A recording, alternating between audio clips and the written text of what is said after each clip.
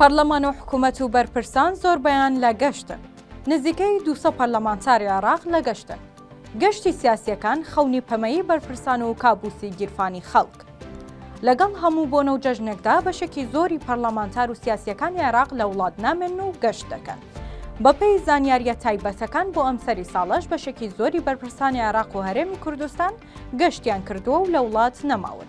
سەرچاوێکی سیاسی ئاگادار لە بەغدا و ڕایگەیان بۆ ئەم سەری ساڵە نزیکەی 200 پەرلەمانتار و بەرپرسی پەرلەمانی عێراق گەشتیان کردووە یان بەنیازی گەشتن لە چەند ڕۆژی داهاتوودا. بەپێی قسەی و سەرچاوەیە زۆرینەی وەزیر و کاربەدەست و بەرپرسانی سیاسی و حیزبی عێراق و هەرێم با بۆنەی سەری ساڵەوە چوونەتە گەشت و پشوەکانیان لە دەرەوەی وڵات بەسەر دەبن. سیاسی و پەرلەمانتار و بەرپرسەکان خێزان و منداڵەکانیشیان لەگەڵ خۆیان دەبەنە گەشتەکان.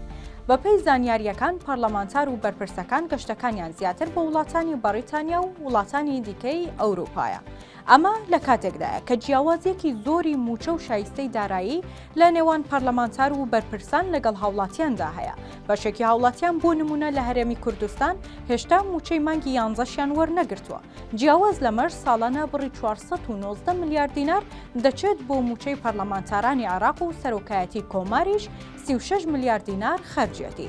هەرچی ئەنجومەنی وەزیرانی عێراقیشە ساڵانە بڕی 5 تریلیۆن دینار بۆ موچە و خەرجیەکانیان دەڕوات.